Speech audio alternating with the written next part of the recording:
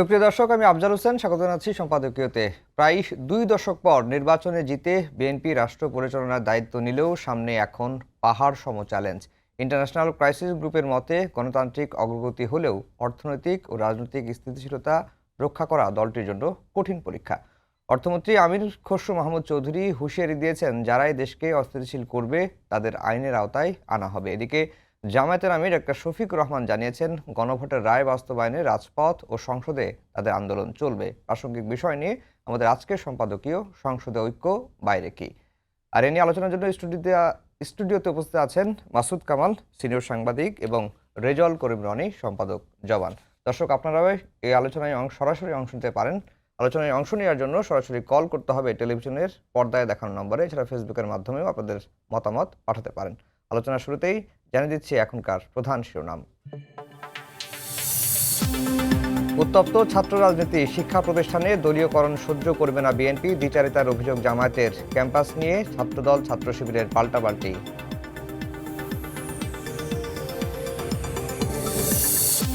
ফ্যাসিবাদ ও আধিপত্যবাদ মেনে নেবে না জামায়াত, গণভোটের রায় বাস্তবায়নে রাজপথে থাকার ঘোষণা, জুলাই সনদ নিয়ে সংসদেই সমাধান খুঁজছে বিএনপি, অরাজকতা হলে ছাড় নয়।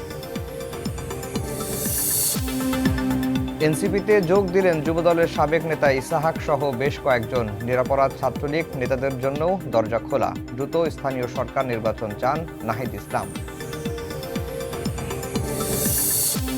তেলের সংকটের জন্য কিছু লোকের অনৈতিক ব্যবসাকে দুষছেন এলজিআরডি মন্ত্রী, বিদ্যুৎ উৎপাদন স্বাভাবিক রাখতে বাড়ানো হচ্ছে জ্বালানি মজুদ, জানালেন বাণিজ্য মন্ত্রী। এবং হাম ও উপসর্গে আরও 7 শিশুর মৃত্যু, সংক্রমিত প্রায় 1400, তীব্র গরমে হাসপাতালে বাড়ছে জ্বর, সর্দি, নিউমোনিয়া আক্রান্তের চাপ, উদ্বিগ্ন অভিভাবকরা।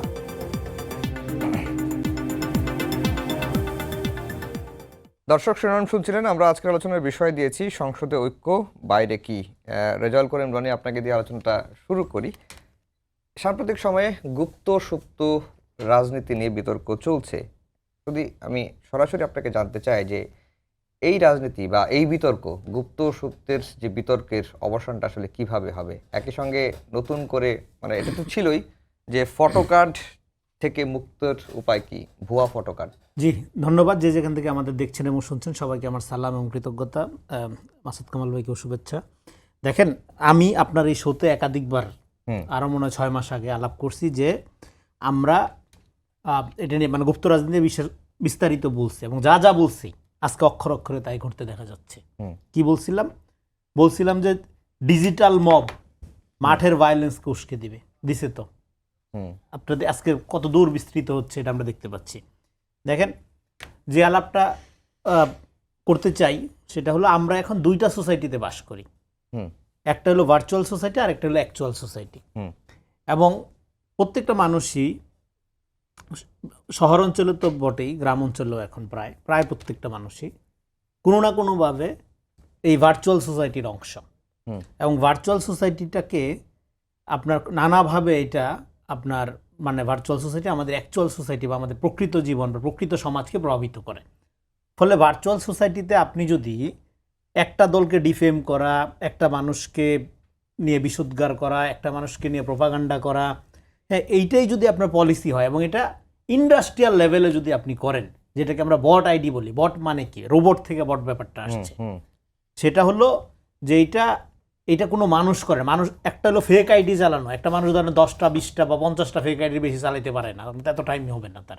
ফেক আইডি চালানোটা কিন্তু মানুষ চালাইতে হয়। আর বট আইডি যেটা রোবট আইডি, এটা অ্যালগোরিদমের মতো সিস্টেম করা।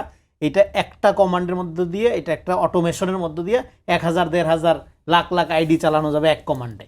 দেখবেন যে একই বিষয়ে সরায় যাচ্ছে, একই বিষয়ে সমস্ত আইডি থেকে মনে হচ্ছে যে এটাই এখন ইস্যু, এটাই এখন জনমত। হ্যাঁ, এইভাবে কৃত্রিমভাবে যে বট ব্যবহার করে যেটা করা হচ্ছে, এটা একটা ইন্ডাস্ট্রিয়াল লেভেলের প্রোপাগান্ডার জায়গায় চলে গেছে। এটা কিন্তু ভুয়া আইডি দিয়ে আপনার যারা করে তাদেরকে আপনি ধরেন হয়তো ট্র্যাক করে নানাভাবে ধরতে পারেন, কিন্তু এই যে অটোমেশন বট প্রযুক্তি ব্যবহার করে যেটা করা হচ্ছে, মোবাইল ফার্মিং ব্যবহার করে, মানে আপনার হাজার হাজার কম্পিউটারের সাথে এখানে বসে আমার ডিভাইস দিয়ে আমি কন্ট্রোল করতে পারবো। হ্যাঁ, একই রকম পোস্ট, একই রকম কমেন্ট, হ্যাঁ, একই রকম জিনিস প্রচার হবে। তো ফলে এবং অটোমেটিক্যালি এটা জেনারেট হইতে থাকবে, অ্যালগোরিদম এমন সিস্টেম করা। সো এটা টেকনিক্যাল আলাপ। আমি যেহেতু মানে ধরেন সাংবাদিক এবং একটু খোঁজখবর রাখি, এই জন্য আমি পুরো ব্যাপারটা নিয়ে আমি শুরুর থেকে সতর্ক করছি যে এইটা যদি আপনারা বন্ধ না করেন তাহলে পুরা পরিবেশ বিষাক্ত হয়ে যাচ্ছে। ধরেন আপনি 5 তারিখের পরে একটা অদ্ভুত ফেনোমেনা তৈরি হয়েছে, নিরপেক্ষ। মানে জামাতের পক্ষে যারা ইনায় বিনায় মত উৎপাদন করে এরা সব নিরপেক্ষ, আর অন্য দল যারা করে এরা সব দালাল। গণসংহতির পক্ষে কথা বলে দালাল, বিএনপির পক্ষে কথা বলে তো সে প্রতিষ্ঠিত দালাল, যেহেতু বিএনপি ক্ষমতায় আছে। হ্যাঁ, এর বাইরে সবই দালাল, আর ওইটা হলো নিরপেক্ষ। এই যে নিরপেক্ষতার একটা পারভার্টেড সংজ্ঞা, এই সংজ্ঞার মধ্যে দিয়ে এইবার হ্যাঁ ধরেন আমার যদি বিএনপির কোনো কিছু পছন্দ হয়, কোনো অংশ, সেটা আমি বলতে পারবো না। আবার যে অংশ অপছন্দ সেটা আমার বলা উচিত, সেটা আমরা বলি। কিন্তু না, আপনার যে পছন্দ হলো এই কারণে আপনি দালাল। কিন্তু জামাতের কোনো কিছু যদি আপনি অপছন্দের জায়গাটা যদি না বলেন, জাস্ট পছন্দের জায়গাটা যদি নিরপেক্ষভাবে আপনি মোটামুটি অ্যাকনলেজ করে যান, তাইলে আপনি নিরপেক্ষ, তাহলে আপনি প্রকৃত সুশীল। এটা 5 তারিখের পরের এই সংজ্ঞা। এবং আপনি এই যে জামাত ছাড়া অন্য দলকে সমর্থন করলেন, এই কারণে আপনার কোনো চরিত্র রাখা হবে না। আপনি কি বলছেন সেটা গুরুত্বপূর্ণ না, আপনি কালামাগুর, আপনি খারাপ, আপনার রেজাল্ট কি, আপনার বংশ কি, হ্যাঁ, সব ধরে টান দেওয়া হবে। তাহলে এই যে তারা ডিফেম করে, এটা আওয়ামী লীগ তাদের সাথে এই চর্চাটা করছে, তাদেরকে মানুষ সমাজে অচ্যুত, সোসাইটিতে আনফিট হিসাবে রাখার চেষ্টা করছে, এবং তারা এটা কৃত্রিমভাবে অন্যদের ক্ষেত্রে করতেছে, কিন্তু সোসাইটিতে এরা মেইন স্ট্রিম।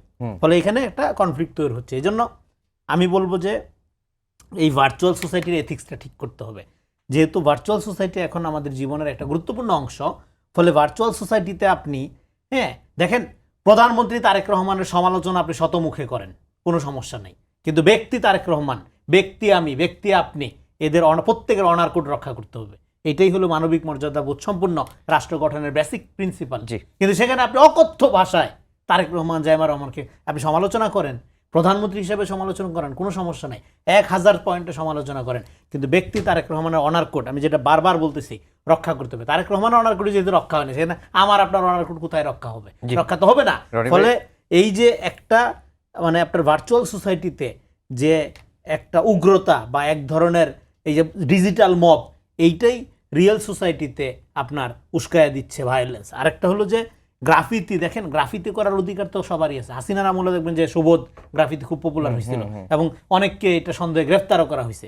তো আজকে আপনারা বিভিন্ন দেয়াল দখল করে রাখছেন, সেখানে ছাত্রদল যদি যায় তার মতো করে গ্রাফিতি করে, আপনি ভয় পাওয়ার কি আছে? আপনি অন্য জায়গায় গ্রাফিতি করবেন, সেখানে আপনার মারামারি করা দরকার কি? আপনার গ্রাফিতিতে আপনি রিয়েক্ট করতেছেন কেন? আরেকটা হলো যে এই পয়েন্টটা বলে শেষ করি, গুপ্ত রাজনীতির যে বাস্তবতা আপনারা 5 তারিখের আগে বলেন, এটার কোনো যুক্তি নেই। গুপ্ত রাজনীতি অলওয়েজ ডেঞ্জারাস, যে কোনো ডেমোক্রেটিক প্রসেসের কারণে। গুপ্ত রাজনীতির কারণে আওয়ামী লীগ শক্তিশালী হয়েছে। আপনি ধরেন শিবির করেন, আপনি ছাত্রলীগের মিছিলে গিয়া যখন বলতেছেন, ছাত্রলীগের মিছিলে গিয়ে যখন একটা শিবির দর ধৈরা জবাই কর, আপনি তো নিজের সাথে প্রতারণা করছেন। আপনি প্রয়োজনে করতেন না কোনো কিছু, আপনার তো ছাত্রলীগ করার দরকার নেই। মানে sometime doing nothing is political. কেন আপনার টেকনিক্যালি ছাত্রলীগ করতে হবে? আরেকটা ওনারা বলে যে বিএনপি গুপ্ত। বিএনপি একটা ইনক্লুসিভ পলিটিক্যাল পার্টি, বিএনপির গুপ্ত হওয়ার কোনো দরকার নেই। একটা হলো ব্যক্তি আমি নিজেকে হাইড করে রাখলাম, হ্যাঁ ব্যক্তি আমি, সেটা তো গুপ্ত রাজনীতি না। সেটা আপনি এক জায়গা থেকে আরেক জায়গায় পালায় গেলেন, কেউ বিদেশে গেল, বা কেউ এক ঠিকানা থেকে আরেক ঠিকানা লুকায় রইল পার্সোনালি। আর হইলো আপনি নিজের রাজনৈতিক পরিচয় ফালাই দিয়ে শত্রুর রাজনৈতিক পরিচয়ে ফাংশন করে, সেটাকে আমরা গুপ্ত বলি। এটা ডেঞ্জারাস ফেনোমেনা। এটা আমি পরে আর একটু ব্যাখ্যা করব। এটা একটা মানে ডেমোক্রেটিক সোসাইটি গঠনের ক্ষেত্রে অন্তরা, এই জায়গা থেকে বের হইতেই হবে বাংলাদেশকে। আপনার কাছে আমি আবার আসবো মাসুদ কামাল ভাই, যেটি রনিকে ভাইকেও জিজ্ঞেস করেছিলাম যে গুপ্ত সুপ্তের বিতর্কের অবসানটা আসলে কিভাবে হবে, আর ভুয়া ফটোকার্ড, এই ভুয়া ফটোকার্ডের তো ভুক্তভোগী আপনি নিজেও হয়েছিলেন, সেখান থেকে আসলে মুক্তি পাওয়ার উপায় কি? ভার্চুয়াল সোসাইটির এথিক্সটাই ঠিক করবে কে? ভুয়া ফটোকার্ডের থেকে মুক্তি পাওয়ার কোনো উপায় নাই, মুক্তি না পাওয়ার চেষ্টা করাই ভালো। এটা আপনি ইগনোর করতে বলে সবচেয়ে ভালো, ইগনোর করেন। আমাকে নিয়ে অনেক ফটোকার্ড হয়েছে, যেটা আমি বলি না সেটা মুখ দিয়ে বলাই দিছে, আমি এটাকে ইগনোর করি, ভাই কিছু করার নাই। এটা আমি সরাসরি একটা এক্সাম্পল দিই। আপনি যখন রাস্তা দিয়ে হাঁটবেন না, অনেক কুকুর আপনাকে ঘেউ ঘেউ করবে, আপনি কি করবেন? আপনি সবাইকে যে বলবেন ভাই তুমি আমাকে ঘেউ ঘেউ কেন করতেছো, করা উচিত না, বলবেন না। আপনি হেঁটে যাওয়ার পর আপনার পেছন থেকে একজন লোক বলবে যে এই লোকটা যে গেল না, এই লোকটা খারাপ, আপনি কি করবেন?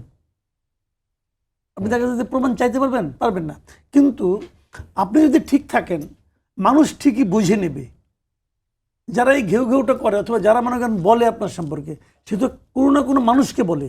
হুম যাকে বলে সে আপনাকে ঠিকই চিনে নেবে, সে আপনাকে ঠিকই মূল্যায়ন করবে, সে আরেকজনের কথা শুনে আপনাকে মূল্যায়ন করবে না। যে লোক আরেকজনের কথা শুনে আমাকে মূল্যায়ন করবে, সে লোকের মূল্যায়ন তোমার দরকারই নাই। তো আমার এটা সমস্যা নাই কোনো, কিন্তু ওটার থেকে আপনি মুক্তি পাওয়ার চেষ্টা করেন। এটা সমাজে, পৃথিবীতে সে আদিকাল থেকেই পরচর্চা চলে আসছে, এটা চলতে থাকবে। গীবত চলে আসছে, এটা চলতে থাকবে। এটাকে আপনি থামাইতে পারলে তো আর আল্লাহ এত কঠিন শাস্তি রাখতো না এর জন্য। কাজেই ওইটা অন্য হিসাব। গুপ্ত সুপ্ত নিয়ে বলি, এই জিনিসটা আমার কাছে খুব মজা লাগছে। আসলে মজা লাগছে কেন, যে ওখানে লেখা ছিল ছাত্র রাজনীতি ও ছাত্রলীগের রাজনীতি, এই দুইটাই এই ক্যাম্পাসে চলবে না। তো ছাত্র রাজনীতির মধ্যে ছাত্র কেটে গুপ্ত করে দিয়েছে, ছাত্রটা কাইটা দিয়ে উপরে লিখেছে গুপ্ত। তাহলে এখন কি হলো, যে গুপ্ত রাজনীতি চলবে না। আগে ছিল কি ছাত্র রাজনীতি চলবে না। এখন আপনি আমাকে বলেন, আপনাকে জিজ্ঞাসা করি, ওই কলেজের যে কোনো স্টুডেন্টকে জিজ্ঞাসা করি, যে তোমার এখানে আমার কাছে দুইটা অপশন, যে ছাত্র রাজনীতি চলবে না আর এটা হলো গুপ্ত রাজনীতি চলবে না, তুমি কোনটা চাও? আপনি আমাকে বলেন। তাকে যদি আমি বলি যে তোমার কাছে আমি দুইটা অপশন দিলাম, যে তুমি ছাত্র রাজনীতি বন্ধ অথবা গুপ্ত রাজনীতি বন্ধ, তুমি কোনটা বলবা? আমার তো মনে হয় 99% বলবে যে গুপ্ত রাজনীতি বন্ধ। যদি গুপ্ত রাজনীতি আপনি ওরা যদি করে, তাহলে ওইটা বলবো কি আমি, যে আগেরটা ভুল ছিল, এটা শুদ্ধ করে দিছে। যে শুদ্ধ করছে তাকে আপনি বাহবা দেবেন যে তুমি ঠিক কথাটা লেখছো। কারণ ছাত্র রাজনীতি বন্ধ হলে তো শিবিরের রাজনীতি বন্ধ হয়ে যায়। শিবির দুঃখিত হয় কেন? কোন হলে 5ই আগস্টের পরে শিবিরা বলতেছে না, কেউ কোনো রাজনীতি করতে পারবে না, ঢাকা ইউনিভার্সিটিতে রাজনীতি করা যাবে না, এনে ছাত্র তো কমিটি করতে দিল না, দেয়নি তো করতে। তো ডাকসু ইলেকশনে যারা পাস করছে এরা কি শিবির করে না? আপনি আমার বলেন, সাদিক কায়েমকে শিবির করে না? ফরহাদকে শিবির করতো না? সাদিক কায়েমও করতো, ফরহাদও করতো। তো উনি করলে ছাত্র রাজনীতি হয় না, আর ছাত্র দল করলে ছাত্র রাজনীতি হয়। ভাই এর চেয়ে বড় হিপোক্রেসি আর কি হইতে পারে? দেখুন, উনি বলবেন যে আমি ছাত্র রাজনীতি করি না, তাহলে আমি কি করি? আমি গুপ্ত রাজনীতি করি। তখন এটা বলছে সমস্যাটা কি? এখন তুমি যখন বলো যে গুপ্ত রাজনীতি করলে আমার গায়ে লাগে, তখন হলো ওই জিনিসটা, ওই যে বলতো না যে কানাকে কানা বলিও না, খোরাকে খোরা বলিও না, ইহাতে ওরা দুঃখ পায়। আর আপনি আমাকে বলেন মাসুদ কামাল আপনার মাথাতে বিশাল একটা টাক, আমি কিন্তু দুঃখ পাবো না। কিন্তু আপনি যদি বলেন আপনাদের মাথা চুল তো সব পাইকে গেছে, তখন আমাদের মিলবে, তখন আমি দুঃখ পাইতে পারি। যার টাক আছে তাকে টাক বলে দুঃখ পাবে, না বললে পাবে না। এখন যে নিজে গুপ্ত, তাকে গুপ্ত বলে সে দুঃখ পায়, দুঃখ পেলে খেপে যায়। আমি ওনাদেরকে বলবো, ভাই আপনাদের মধ্যে 2 জন মেধাবী লোক নিশ্চয়ই আছে, তাদেরকে জিজ্ঞাসা করেন যে গুপ্ত বললে কি আমার খেপা উচিত? তারা বলবে না, তুমি খেপো না। ক্ষেপে তো প্রমাণ হয়ে যায় তুমি গুপ্ত। আচ্ছা, এই বোকামিটা তারা কেন করতেছে আমি বুঝতেছি না কিছু। জি, আরেকটি বিষয়ের দিকে যেতে চাই, আপনি এটার সাথে যোগ করেন। এনসিপিতে আজকে বেশ কয়েকজন যোগ দিয়েছেন, এর মধ্যে যুবদলের সাবেক নেতা ইসাহাক সরকার রয়েছেন, এবং তার একটি মন্তব্য আমি পড়ছি। তিনি বলছেন, তাবেদারি ও ভারতীয় আধিপত্যবাদীদের বিরুদ্ধে আবারও মাঠে নামতে হবে। বর্তমান শাসক গোষ্ঠী আওয়ামী লীগের মতো একই কায়দায় ফ্যাসিবাদের ভূমিকায় অবতীর্ণ হলে তাদের পতন ঘটানোর জন্য আমরা রাজপথে নেমে আসব, বেশি সময় নেব না। যুগান্তরের রিপোর্ট, এনসিপির টার্গেট রিফাইন আওয়ামী লীগ ও পদবঞ্চিত বহিষ্কৃত বিএনপি নেতা। দেখেন, এই বিষয়ে আলোচনার আগে একটু রেসপন্স করি। দেখেন, ঢাকা বিশ্ববিদ্যালয়ে যখন প্রথম লেজুর ভিত্তিক রাজনীতি নিষিদ্ধের স্লোগান তুললে তারা কিন্তু সবাইকে কনফিউজড করছে, সবাইকে একটা পশ্চিমা মডেলের দিকে তারা যাচ্ছে করতে, এবং তাদের যে নিরপেক্ষ ভিসি 36 পাতার ভিসি যেটা ছিল এর আগের, সেই ভিসিকে তারা কি বলল, এই যে যাদের কথা বললো শিবির নেতা, এরা সাবেক ছাত্রলীগ এবং বর্তমান শিবির নেতা, এরা প্রত্যেকটা হলে শিক্ষার্থী প্রতিনিধি দিল, এবং শিক্ষার্থী প্রতিনিধি সাধারণ শিক্ষার্থীর নামে কারা ওই নিরপেক্ষ গুপ্তগুলোকে দিল, যেটার মধ্য দিয়ে তারা একটা মেটিকুলাস ডিজাইনের মধ্য দিয়ে ডাকসু ইলেকশনগুলো এবং ছাত্র ইলেকশনগুলো তারা এইভাবে দখল করলো, ক্যাম্পাসগুলো। তো ফলে দখল কইরেই তারা কিন্তু আবার বিভিন্ন জায়গায় আপনার এই ক্যাম্পেনিংয়ে প্রচারণায় চলে গেল।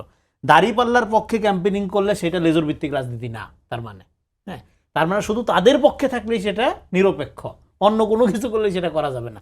শুধুমাত্র শিবির করলেই সেটা ছাত্র রাজনীতি হবে না, লেজুর ভিত্তি হবে না, এবং পরে সেই শিবির নেতা দাঁড়িপাল্লার জন্য ক্যাম্পেনিং করলেও সেটা লেজুর ভিত্তি হবে না। কিন্তু সেটা যদি ছাত্রদল করে, ছাত্রদল নেতা যদি তার নেতার প্রোটোকলের জন্য রাস্তায় লোকজন সরায়, ভিড় থামায়, নেতার গাড়ি, সেটা খুব খারাপ, সেটা খুব জঘন্য, পুরানা বন্দোবস্ত। ফলে মুনাফিকি বন্দোবস্ত ভালো না পুরানা বন্দোবস্ত ভালো, এই দুইটার মধ্যে যদি আপনি মানুষকে সিদ্ধান্ত নিতে বলেন, মানুষ চোখ বন্ধ করে পুরানা বন্দোবস্ত বেছে নেবে, কারণ পুরান থেকে নতুন হওয়া যায়, কিন্তু মুনাফিক থেকে ভালো হওয়ার উদাহরণ নেই, এটা আল্লাহ সুযোগ রাখেন নেই। মুনাফিকের স্থান জাহান্নামে নিম্ন স্তরে। তো ফলে এই জায়গাটা রাজনীতির নামে যারা করার চেষ্টা করে, আমি মনে করি আগে তাদের ক্লিয়ার হইতে হবে। আরেকটা হলো গুপ্ত রাজনীতির অনেক ধরনের সমস্যা আছে। একটা বড় সমস্যা এই দেখেন হাদি হত্যাকাণ্ডের দায় গুপ্ত রাজনীতিকে নিতে হবে। কেননা আপনি এই যারা হাদির খুনি হিসাবে এখন অ্যারেস্ট হয়েছে, তারা ছাত্রলীগের রাজনীতির সাথে জড়িত, এবং তাদেরকে ইনকিলাব সেন্টারে নিয়ে আসলো একজন জামাত নেতার ছেলের হাত ধরে তারা আসলো, যেটা আমরা রিপোর্টে পাইলাম। এবং তারা এলাও করলো কেন? হাদি জেনে শুনেই তো এলাও করছে। কি কেন এলাও করলো? কারণ হলো ছাত্রলীগের মধ্যে অনেকে তো ঢোকা ছিলই, তো বলে ছাত্রলীগ থাকলে এলাও না করার তো কোনো কারণ নেই, কারণ তাদের বাইবাদার স্ট্র্যাটেজিক্যালি তো ছাত্রলীগে ছিল। এখন কোনটা হাসিনার ছাত্রলীগ আর কোনটা শিবিরের ছাত্রলীগ, এটা তো পার্থক্য করা হয়নি। এই জন্য বারবার যে ছাত্রদলের পক্ষ থেকে বলা হলো আপনারা কারা গুপ্ত ছিলেন স্ট্র্যাটেজিক্যালি, ভুল ত্রুটি যাই হয়েছে, আপনারা একটা তালিকা প্রকাশ করেন। তালিকা প্রকাশ না করার কারণে কিন্তু আজকে এই যে দেখেন হাসিনার ছাত্রলীগ ঢুইকা এই অঘটন ঘটাই দিল। এই যে তার মানে বিশ্ববিদ্যালয়ের যে ঘটনা, এখানে কি তৃতীয় কোনো পক্ষ ছিল কিনা? তৃতীয়, আমি কোনো ষড়যন্ত্র তত্ত্ব দিয়ে রাজনীতিকে দেখতে চাই না। তৃতীয় পক্ষ এই যে ধরেন যারা বললো যে কুত্তার মতো করে পিটানো হবে, তাদের স্লোগান আপনি দেখেন ভিডিওর মধ্যে, হ্যাঁ, তারপরে তাদেরকে ছাত্রদল যেভাবে সেভ করলো, আমি তো মনে করি রাকিব, শিপন এখানে যারা ছিল, শিবিরের উচিত তাদেরকে ফুলের সংবর্ধনা দেওয়া।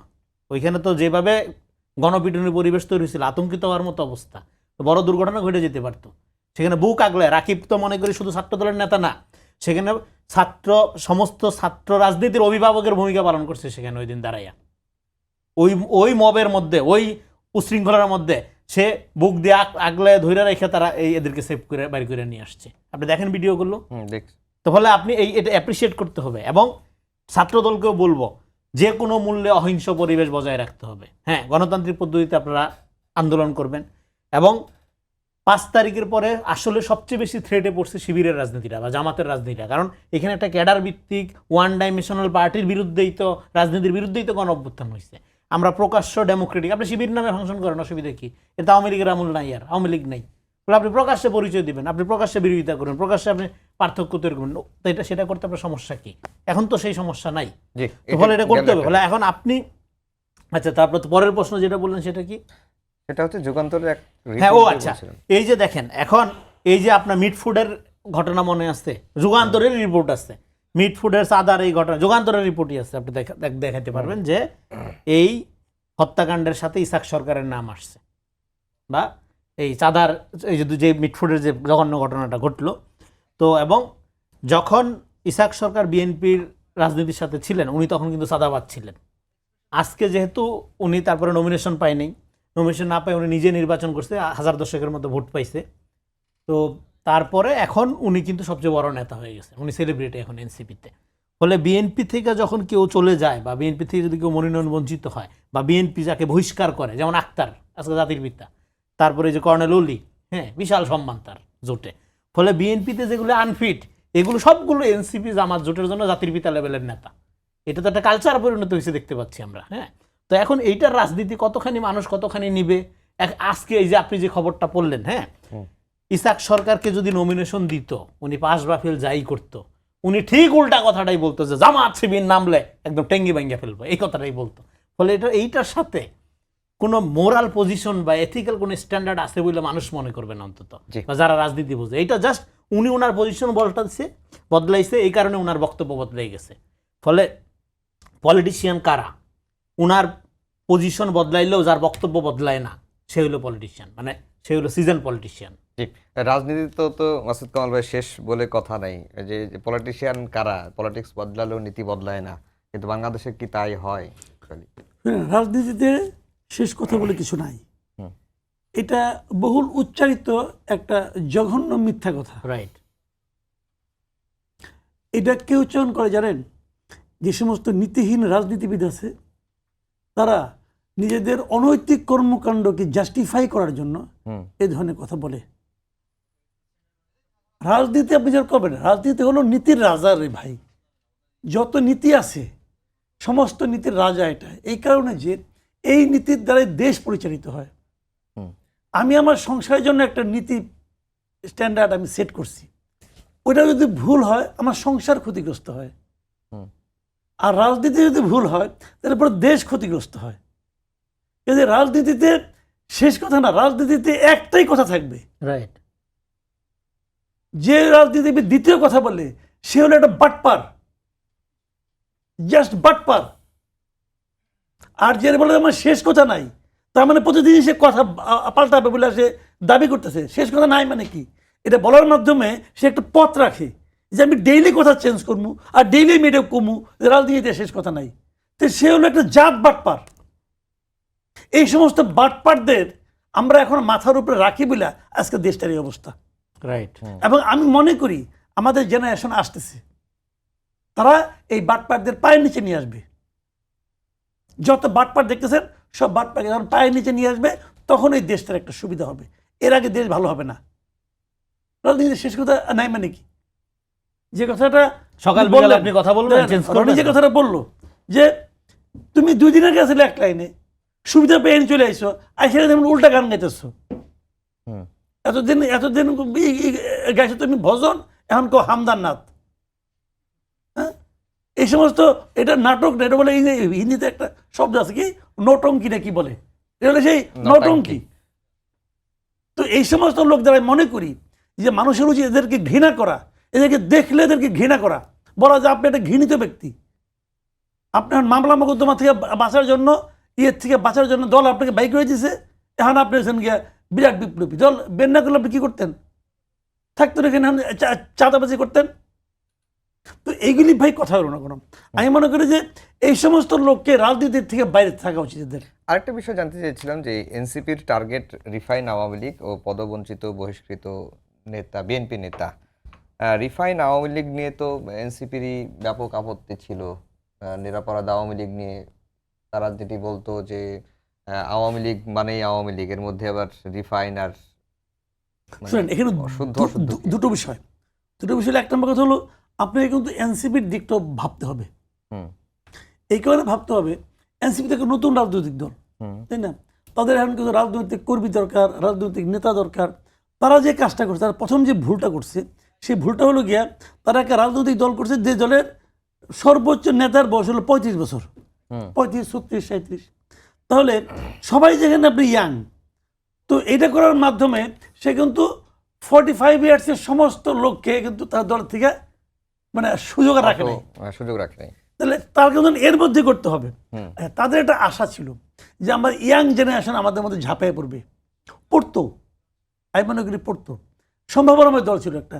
কিন্তু ওনাদের নেতৃবৃন্দ যারা আছে এদের কর্মকাণ্ডের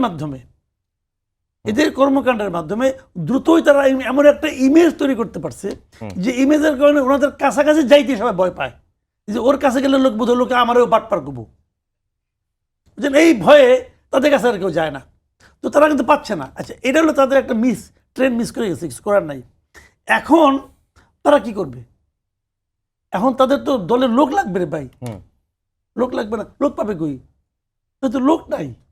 এখন লোক নেই যারা নাকি রাজনীতি করবে বাংলাদেশে, রাজনীতি কিন্তু সবাই করে না। বাংলাদেশে একটা বিরাট জনগোষ্ঠী আছে যারা রাজনীতি পছন্দ করে না, তো তারা তো রাজনীতি করতে আসবে না। রাজনীতি যারা করে তারা তো আওয়ামী লীগ, বিএনপি, জামাত, এই তো সারা দেশে। ওই যে আপনার মনে করেন আমাদের এই যে কি বলে আমাদের যে প্রতিমন্ত্রী হয়েছে, ওর নাম কি ভুলে গেলাম, ভুলাই যাই এখানে সম্পূর্ণ, এই যে গণসংহতি পরিষদ, জুনায়েদ সাকিব, গণসংহতি পরিষদ থেকে সে নিতে চায়। গণসংহতি পরিষদ লোকিত সব মিলে 10-12 জন। ওর তো আর সারা দেশে কি ওর বিরাট সংগঠন আছে? বলে আছে নাই তো। তো ওইখান থেকে লোক নিয়ে এসে কি করবে? তার তো ওই লোকের দরকার পড়ে। তার লোক লাগলে সারপ্লাস লোক আছে বিএনপি আর আওয়ামী লীগের। সারপ্লাস বিএনপি মনে করেন কলসি উপচায় পড়ছে, এখন কলসিতে যে পানিগুলি পড়ে যাচ্ছে ওটা আজলা পাইতে কিছু নেওয়ার চেষ্টা করতেছে। আওয়ামী লীগ একটু বিপদগ্রস্ত অবস্থায় আছে। আওয়ামী লীগের তো ভাই এরা সারা জীবন মনে করেন এই আন্দাবাজি মাস্তানি করে আসছে। আসছে না, এখন তো হঠাৎ করে দেখা যাচ্ছে চান্দার জায়গা আর নাই। এখন তারা কি করবে? কিছু তো একটা করতে হবে। এখন তারা কেউ কেউ যারা নাকি জেনুইন আওয়ামী লীগার, এরা ওয়েট করতেছে যে একদিন না একদিন আমরা ফিরবো। আর যারা নাকি মনে করেন যে হাইব্রিড টাইব্রিড কিছু আছে, এরা কি করবে? এদের তো সবাই চিনাও ফেলাইছে। এখন এদের একটা আশ্রয় দরকার, একটা ছাতা দরকার। এরা ছাতা খুলছে, জানলা না দরজায় খুলে দিছে, পাইলে কোনো বেড়াই নাই, যেখানে দিচ্ছে ওদের ঢুকো। তো ঢুকার একটা জায়গা পাইছে, ঢুকছে, ছাদ তো আছে, সমস্যাটা কি? ঢুকে পড়ছে, এগুলো ঢুকবে। কিন্তু তার ঢুকবে কোনটা? ঢুকবে হলো উপচে পড়া বিএনপি, মানে জায়গা না। এখন বিএনপি সরকারি দল সবসময় স্ট্রং হয়, কিন্তু যে 10 জনকে জিজ্ঞেস করলে 9 জনই এখন বিএনপি করে। তো ওইখান থেকে যারা উপচে পড়ে গেছে, সুযোগ পাচ্ছে না, মামলা মোকদ্দমা আছে, দল থেকে বের করে দিছে, এদের যাওয়ার একটা জায়গা লাগবে, তো এরা এখানে যাবে। আর যাবে আওয়ামী লীগের ওই যে ভীত সন্ত্রস্ত অথবা দ্রুত সুযোগে পাওয়ার আকাঙ্ক্ষা নিয়ে তারা এখানে আসবে। জামাত তো আসবে না, জামাত তো একটা ক্যাডার ভিত্তিক দল, ওরা একটা আদর্শ নিয়ে আছে, ওইখান থেকে আসবে না। এছাড়া তো এদের হাতে কোনো লোক নাই। গণসংহতি থেকে আসবে? আসবে না তোর ভাই। আর ওই আসলে কি মান্না ভাইয়ের নাগরিক ঐক্য, ওই কয়জন লোক আনতে পারবে তারা? আর লোকই নেই তো, আনবে কোথেকে? জি, আওয়ামী লীগের রাজনীতি এবং আওয়ামী লীগের ভবিষ্যৎ নিয়ে ইন্টারন্যাশনাল ক্রাইসিস গ্রুপের একটা প্রতিবেদন গতকালকে আমরা দেখলাম, যে সেখানে বলছেন যে আওয়ামী লীগের বিশাল সমর্থন গোষ্ঠী থাকায় দলটিকে স্থায়ীভাবে রাজনীতির বাইরে রাখা টেকসই হবে বলে তারা মনে করে না বা মনে হয় না। এটি অস্থিরতা ও সহিংসতার দিকে ঠেলে দিতে পারে। মানে রাজনীতির বাইরে রাখা টেকসই হবে না। এটা দেখেন, আমরা শুরু থেকে বলছিলাম আওয়ামী লীগকে প্রপারলি ডিল করতে হবে। এখন এইখানে এই যে আলাপটা আসলো, মানে আপনি যদি মনে করেন আওয়ামী লীগের রাজনীতি একটা ফ্যাসিস্ট রাজনীতি, তাহলে ভালো আওয়ামী লীগ খারাপ আওয়ামী লীগ বললে তো কিছু হয় না, পুরো রাজনীতিই তো ফ্যাসিস্ট। এই আলোচনা আমি আপনার এখানে বহুবার করছি। মানে ভালো শয়তান খারাপ শয়তান বললে তো কিছু হয় না, শয়তান তো শয়তানই। তার মানে আপনার এখানেও আপনি একটা এথিক্যাল বা মোরাল পজিশন নিতে পারছেন না। ফলে এই যে কাঠামো, যে কাঠামোর আলাপ এখানে কামাল ভাই করলো, এই কাঠামোর মধ্যে আপনি যখন আওয়ামী লীগের লোকজনকে পুনর্বাসিত করবেন, তার মানে কি আপনি নিজেই একটা আওয়ামী লীগ হইতে চাচ্ছেন। আচ্ছা, এনসিপির রাজনীতিটা কি? এনসিপি জনগণকে কি অফার করছে? তার কি কোনো অফার আছে? তার কি কোনো ম্যানিফেস্টো আছে? তার কি কোনো ফিলোসফিক্যাল ইডিওলজিক্যাল পজিশন আছে যে এইটা আমার মতাদর্শ, আমি এই মতাদর্শের আলোকে বাংলাদেশকে গড়ে তুলতে চাই, হ্যাঁ তোমরা আসো, বা এই হইলো আমার দর্শন? হ্যাঁ, সেটা সবসময় আওয়ামী লীগের মতো একটা জাতীয়তাবাদী ট্রাইবাল দর্শন থাকতে হবে, বা বিএনপির একটা ট্রান্সন্যাশনাল বা রাষ্ট্রবাদী, একটা হলো জাতিবাদী আর একটা হলো রাষ্ট্রবাদী রাজনীতি, দুইটা রাজনীতি বাংলাদেশে আমরা দেখছি। তো এনসিপি কি অফার করছে? এখন এই যে ধরেন ইসাক সরকারের কথা বললেন, আক্তার সাহেবের কথা বললেন, বা কর্নেল অলি, বা যারা যেই সমস্ত ব্যক্তিরা বিএনপিতে জায়গা পাচ্ছে না, তো নানা কারণেই তারা যায় যখন এই দলে জয়েন করছে, তারা তো এই দলে তারা কি কোয়ালিটি অ্যাড করবে? ইসাক সরকার বিএনপিতে তো কিছু অ্যাড করতে পারে না, এনসিপিতে অনুযায়ী কি অ্যাড করবে? মানে ঢেকি তো যে জায়গায় থাক সব তার ভাড়া বাঁধার কথা, মানে ধান ভাঙারই কথা তো, তাই না? তো যে বিএনপির মতো এত স্পেস আছে যেখানে, যেই দলে, সেখানেই যে সুবিধা করতে পারে না, সেখানেই যে কিছু করতে পারে, তাহলে এনসিপিতে সে কি করবে? সেটা বোঝাই যাচ্ছে কি করতে। ফলে পলিটিক্সটা, এখানে পলিটিক্সটা তো আমি দেখতেছি না, আপনি দলদারি করতেছেন। এই জন্য বাংলাদেশে তো রাজনীতি নাই, আছে দলাদলি। এখানে এক দল ভাঙ্গে আরেক দলে যাচ্ছে, দলের জোয়ার। রাজনীতি তো পেশা হইতে পারে না। আপনি যখন আপনি নতুন বন্দোবস্তের কথা বললেন, আপনি রাজনীতির একটা আপনার নতুন বাংলাদেশ সূচনা করবেন, কিন্তু আপনি সেই পুরানাদের মধ্যে যেগুলো আবার এই ধরনের এই পুরানা দলেও যারা আনফিট, তাদেরকে নিয়ে আপনি কি ফিট করবেন? যে এই গাড়ির চাকা বাতিল হয়ে গেছে, ধরেন আপনি ফালাই দিয়ে নতুন চাকা লাগাই ওই গাড়ি নিয়ে রওনা হয়েছেন, রংপুর থেকে আপনি অন্যদিকে চলে গেছেন, সেই বাতিল চাকা পরে যদি আরেকজন আইসা মার্সিডিজ গাড়িতে জোড়া দেয়, গাড়ি চলবে? চলবে না তো। তো ফলে এটা তো কোনো কিছু অ্যাড করবে না, এটা খালি এই লোকগুলোকে নেওয়া হচ্ছে। এই লোকগুলো নেওয়ার মধ্যে দিয়ে কামাল ভাই যেটা বললো, আরও ডিফেম হবে, এই ব্যক্তিদের প্রতি মানুষের আস্থা থাকবে। ধরেন আমি 18 বছর ধরে যে পজিশন নিচ্ছি, আজকে যদি হুট করে আমি একটা অন্য পজিশন নেই আমার ব্যক্তিগত একটা সুবিধার জন্য, মানুষ আমার কথা তো 2 পয়সার গুরুত্ব দিবে না। ভোট আইডি এটা প্রমাণ করার চেষ্টা করে, বা আমাদের নিয়ে ভুয়া ফটো কার্ড ছাপায়, ছড়ায়, তাতে মানুষ সাময়িকভাবে কেউ কেউ বিভ্রান্ত হলে পরে যখন পুরো বক্তব্য শুনে বোঝে না এই কথা তো সে আগের থেকে বলতেছে। আমরা একটা লিবারাল ডেমোক্রেটিক পলিটিক্সকে বাংলাদেশের জন্য জরুরি মনে করি। বিএনপির অনেক পার্টি পজিশনের সাথে আমাদের বিরোধ আছে, কিন্তু হরে ধরে আমাদের নিয়ে ডিফেমিং করে। ফলে যেইখানে আপনি আলোচনা করছিলেন, তো এই যে কাঠামোর মধ্যে এখানে ব্যক্তি তো ইম্পর্টেন্ট না। বাংলাদেশে ঘনবসতির দেশ, এখানে আপনি যদি মনে করেন যে আপনি গোবর বেচবেন, আপনার রাস্তায় সুন্দর করে ঢাকনা দিয়ে করে সুন্দর প্যাকেজিং করে, তারও একটা বাজার তৈরি হয়ে যাবে, অসুবিধা নেই। কিন্তু পলিটিক্সটা কোথায়? এখানে মানুষ টানাটানি করতেছেন, আপনি দল ভারী করছেন, দল ভারী করার মধ্য দিয়ে আপনি এবং এই যে আওয়ামী লীগের রাজনীতির ব্যাপারে আপনার কোনো পজিশন নাই তো। আপনি প্রথম বললেন যে কি ইতিহাসের দায় যাদের আছে তাদেরকে আপনি নিচ্ছেন না, তারপরে গেলেন জোটে। তারপরে আপনি আওয়ামী লীগের ব্যাপারে তো মানে সবচেয়ে বড় আওয়ামী বিরোধী শক্তি তো আপনি। এখন আপনি আওয়ামী লীগের ব্যাপারে বলতেছেন যে আওয়ামী লীগ আপনার কাছে আওয়ামী লীগ এখন ভালো ফোর্সে, মানে ভালো আওয়ামী লীগ আপনি আবিষ্কার করে ফেলতেছেন। তাহলে রিফাইন আওয়ামী লীগ ইলেকশনের আগে যখন আসতে চাইলো, আসার কথা বললো, তখন আপনি কোন যুক্তিতে কোন মোরাল স্ট্যান্ডার্ডে আপনি বিরোধিতা করছিলেন সেটার? তার মানে আপনার পজিশনটা তো জনগণের কাছে পরিষ্কার না। আপনি আপনার সুবিধার জন্য সকালে এক কথা বলেন, বিকালে আরেক কথা বলেন। এইটা দিয়ে তো রাজনীতি হয় না। ডেফিনেটলি এখানে আওয়ামী লীগকে প্রপারলি ডিল করতে হবে। আওয়ামী লীগ জামাতকে যেভাবে ডিল করছে, একটা সুতা হিসাবে বা একটা গুটি হিসাবে রেখে দিছে, তারপরে এটাকে নানাভাবে ডিল করে আজকে তার পরিণতি দেখেন। আওয়ামী লীগকে এভাবে ডিল করা যাবে না। একটা হলো আওয়ামী লীগের রাজনীতি, সাংগঠনিকভাবে আপনি পুরো দলটাকে রিকনসিলিয়েশনের মধ্যে আনেন। যারা অপরাধ করে নাই, ফৌজদারি অপরাধ করে নাই, কিন্তু এই রাজনীতিকে তারা রাজনীতি মনে করে, তাদেরকে ডেফিনেটলি আপনার রাজনৈতিকভাবে মোকাবেলা করতে হবে এবং রাজনৈতিক অধিকার এনশিওর করতে হবে। আপনি এই যে আপনার নির্বাহী আদেশে নিষিদ্ধের ব্যাপারটা বিএনপি তো বিরোধিতা করছিল ইন্টারিমের আমলে, তখন তো বিএনপি একটা আওয়ামী পুনর্বাসনকারী, হ্যাঁ, আওয়ামী লীগের দোসর, এইভাবে বিএনপিকে আপনার ব্র্যান্ডিং করা হয়েছে। তারপরে বিএনপি এবার এসে যখন আপনার করে দিল, সেইটা আইন করে, হ্যাঁ, অন্তর্বর্তীকালীন সরকারের সময় যেটা আপনার অধ্যাদেশ ছিল সেটাকে আইন করে ফেললো, সন্ত্রাস বিরোধী আইনে আওয়ামী লীগের কার্যক্রম নিষিদ্ধ। তো নিষিদ্ধ এবং এইটা বিএনপির পজিশন, এটা সম্মিলিত পজিশন আকারে ধরেন বিএনপি নিল, কিন্তু এটা তো সমাধান না। বিএনপির ইস্তেহারের মধ্যে আছে তারা ট্রুথ অ্যান্ড হিলিং কমিশন করবে। হিলিং কমিশন করে যারা আওয়ামী লীগ করে লক্ষ লক্ষ লোক অনুসারী, তাদেরকে আপনার পলিটিক্যাল স্পেস দিতে হবে। এখন সেখানে যারা হাইব্রিড, যারা সবসময় ক্ষমতাপন্থী বা সবসময় কোনো না কোনো দলের ছত্রছায়া থেকে লোকালি তার আপনার বালুমহল, টেন্ডার এবং লোকাল আপনার পাওয়ার এক্সারসাইজ করতে হয়, সে যদি এখন এনসিপি, জামাত, বিএনপিতে পুনর্বাসিত হয়, তাহলে গোটা দেশের রাজনৈতিক যে পিউরিফিকেশন আমরা চাই, যে ডিআওয়ামীকরণ চাই, আওয়ামী কাঠামোর বাইরে বাংলাদেশকে নিতে চাই, সেটা তো আপনারা নিতে দিচ্ছেন না। এবং সেটা নিতে দিচ্ছেন না কারা? এটা লিড দিচ্ছে আওয়ামী লীগের বিরুদ্ধে গণ অভ্যুত্থানকারী প্রধান শক্তি বলে দাবি করে যারা, তারা। এর চেয়ে ট্র্যাজেডি, এর চেয়ে মানে দুঃখজনক ট্র্যাজেডি আর হইতে পারে না বাংলাদেশের ইতিহাসে। এটা সবচেয়ে জঘন্য ট্র্যাজেডি হবে যে আপনি এটা প্রপারলি ডিল না করে আপনি নিজেই এই আওয়ামী লীগ তো একটা নফসানিয়াত। আওয়ামী লীগের যারা আওয়ামী লীগ যারা করতো, তারা হাসিনার এই যে শৃঙ্খলা, হ্যাঁ, এগুলোর থেকে অনেক আগেই মুখ ফিরাই নিছিল। ফলে এই যে লুটপাট, গুন্ডামি, হ্যাঁ, দখলদারি, সন্ত্রাস, এটা একটা স্বভাব আকারে, একটা খাসিলত আকারে তৈরি হয়েছিল। এখন এই খাসিলত আপনার যারা চর্চা করে, আপনি যদি তাদেরকে প্রপার বিচারের মধ্যে না এনে ভালো আওয়ামী লীগের নাম দিয়ে আপনি আপনার সুবিধা মতো জায়গায় জায়গায় এদেরকে ইনকর্পোরেট করা শুরু করেন আপনার দলের মধ্যে, আপনি এইটা আওয়ামী খাসিলতি রপ্ত করবেন। আপনার নাম যাই হোক, আপনার সাইনবোর্ড যাই হোক, আপনার প্রোডাক্ট হবে আওয়ামী প্রোডাক্ট। যদি সুযোগ থাকে আরেকবার আপনার কাছে যাব, মাসুদ কামাল ভাই, যেটি নিয়ে প্রশ্ন করেছিলাম রনি ভাইকে, এই ইন্টারন্যাশনাল ক্রাইসিস গ্রুপের যে প্রতিবেদন, সেখানে আওয়ামী লীগের রাজনীতি ভবিষ্যৎ নিয়ে তারা বিস্তারিত লিখেছে এবং প্রতিবেদনে আরও বলা হয়েছে যে নেতৃত্বের পরিবর্তনের বিষয়টি বিএনপির জন্য আওয়ামী লীগের আইনি বৈধতা ফিরিয়ে দেওয়ার কাজটা সহজ করত।